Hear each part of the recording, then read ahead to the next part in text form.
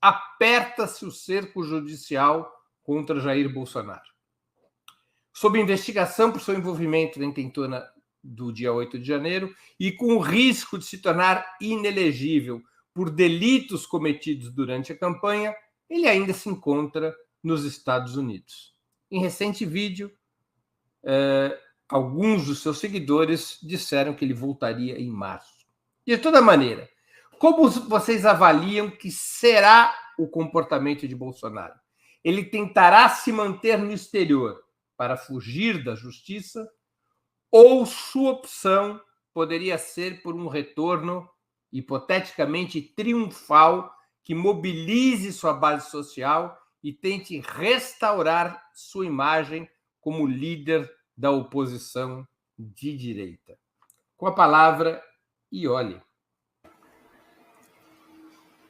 Bom, é difícil responder essa pergunta, porque para dizer o que uma outra pessoa vai fazer, a gente precisa tentar se colocar no lugar dela.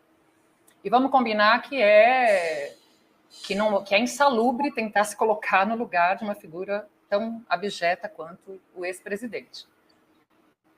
Mas o Bolsonaro, nesses últimos dias, primeiro num evento com evangélicos lá na Flórida e depois numa entrevista para o Wall Street Journal, ele disse, primeiro, que ele voltaria nas próximas semanas e depois afirmou que voltaria em março. Acontece que esse sujeito, como diz um amigo meu, não sustenta de pé o que disse sentado. Então, se fosse outra pessoa, poderíamos dizer, não, ele disse que vai voltar. Não. Eu acho que, na verdade, ele não decidiu. Ele está medindo a temperatura. Porque ele tem um dilema. É um grande dilema. Se ele volta, há esse risco de ser preso. É verdade que o que os juristas dizem é que é muito difícil ele ser preso imediatamente. Precisaria de algum fato novo que justificasse uma prisão em flagrante, se ele continuasse, por exemplo, postando coisas contra a democracia, a favor do golpe, coisas assim, ou uma prisão preventiva, caso ficasse caracterizado que ele está destruindo provas, tentando intimidar testemunhas, algo assim, né? Os processos que foram para a primeira instância, desses a gente sabe que vão demorar, porque, afinal de contas, ele só pode ser preso depois, exceto nessas condições a que eu me referi, depois dos processos transitados em julgado. E, claro que há os processos que vão correr diretamente no STF, e esses tendem a correr mais rápido, mas demandam, mesmo assim, um processo longo. Então, ele não seria, em tese, preso imediatamente. O que estão dizendo, o que os juristas todos estão dizendo, é que o que está já é quase certo que será aprovado é a sua inelegibilidade. É muito difícil que ele escape da sua inelegibilidade. Então, se ele voltar, ele corre o risco de ser preso, mas ele tem que avaliar que talvez isso não aconteça agora. Se ele não voltar, nessas entrevistas, ele também diz que ele precisa voltar porque a direita não cumpriu sua missão e não tem uma liderança nacional. Mas o que ele está querendo dizer é que ele sabe que, se ele não voltar, uma outra liderança nacional, outras lideranças nacionais, e há vários aí candidatos, o Tarcísio aqui em São Paulo, o Zema em Minas e outros, vão se apresentar, porque o bolsonarismo é um fenômeno político, social, né, que não depende necessariamente do Bolsonaro para se manter, para permanecer. Então, eu acho que ele está num dilema, acho que ele não resolveu ainda, acho que ele está afirmando que vai voltar, mas acho que ele considera a hipótese de fugir e, por enquanto, acho que ele está medindo a temperatura. Jones Manuel com a palavra.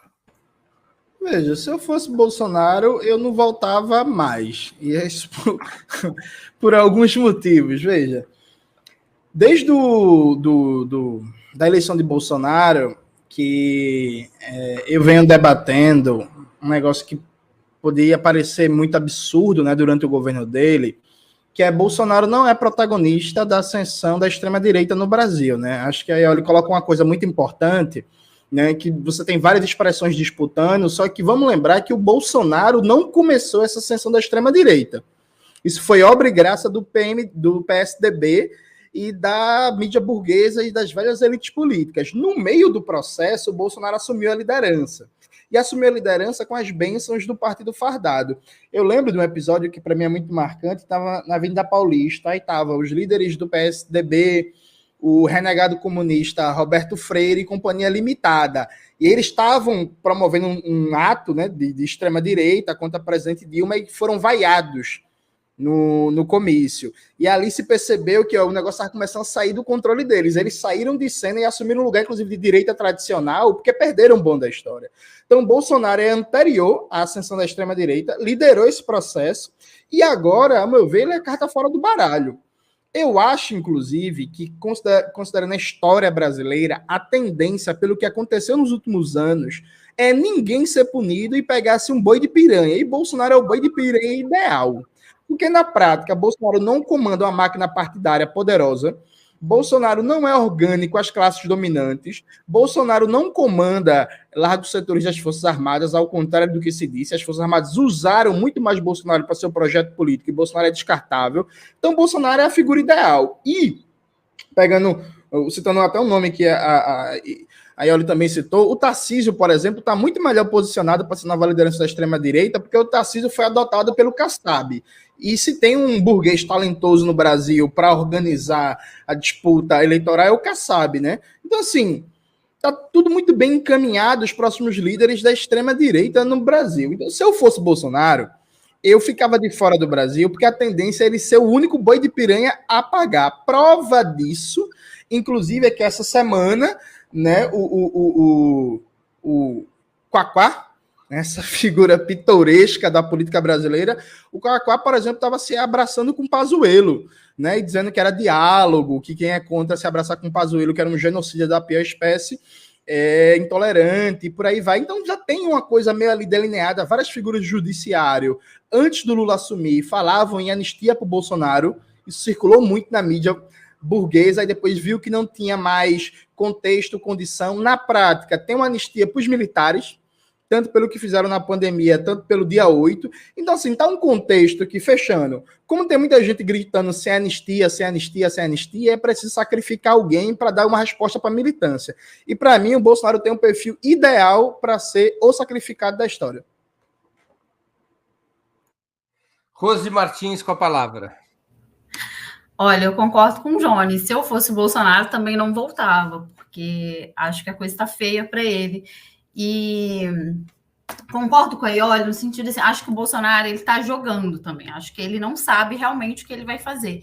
Ele precisa fazer cálculos políticos e jurídicos para ver se ele retorna ao Brasil. Eu acho que ele tem 16 ações no TSE, e é o que está mais próximo de dar algum tipo de castigo para o Bolsonaro, que é ele se tornar inelegível.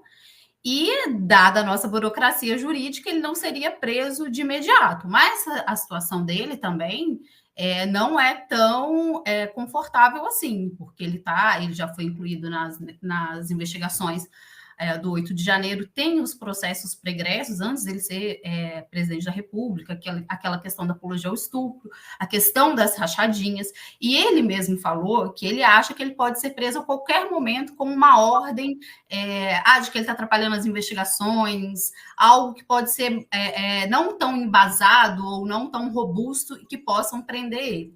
E nesse discurso que ele falou, ele chamou atenção para a liderança da direita, para a liderança da oposição. E aí ele fala que o Brasil não tem, no atual momento, um líder da direita em nível nacional, apenas regional. Então, eu acho que ele também passa essa preocupação. Ele não citou nomes no pronunciamento dele que eu vi, ele não fala, né, nem do Zema, até porque eu acho que ele e o Zema nem são tão chegados, mas também não fala do Tarcísio, ele usa essa palavra, regional. E de que está tendo um vácuo em termos nacionais, que ele precisa voltar para liderar esse trabalho, para ocupar esse espaço. Mas não acho que ele esteja falando isso assim como uma prova de que ele vai vir ser o Marte, de que ele precisa fazer essa liderança porque ele é um político de envergadura e vai lutar pelos ideais da direita. acho que ele está tentando fazer esses cálculos. Ele vai falar alguma coisa, ele falou contra o 8 de janeiro, falou que não apoiava a depredação do patrimônio público, mas voltou a falar das urnas recentemente, acho que no dia 8 de fevereiro, volta a falar do resultado das urnas. Ele fala o seguinte, né? Como é que eu sou bem recebido no mundo inteiro e o TSE não me dá a presidência? Então, assim, eu acho que ele está fazendo movimento lá e ver o que é, né? Ele vai em março. Tivemos um repique aqui no. Houve uma instabilidade. Voltou? Agora voltou. Você estava falando que o Bolsonaro voltou. Que o Bolsonaro havia dito que ele era recebido no mundo inteiro. Como é que o TSE não dava a presidência para ele? Ele voltou a questionar o resultado das urnas. Então, eu acho que está fazendo essas declarações contra o 8 de janeiro, mas aí faz essas críticas em relação ao sistema eleitoral, para ele ver o que ele vai fazer, né? Se ele vai vir mesmo. Segundo ele, sim, ele vai em março, ele volta ao Brasil, mas eu não acredito que ele esteja certo disso, de que ele vai voltar e de que ele vai liderar a direita, vai liderar a oposição. Muito bem.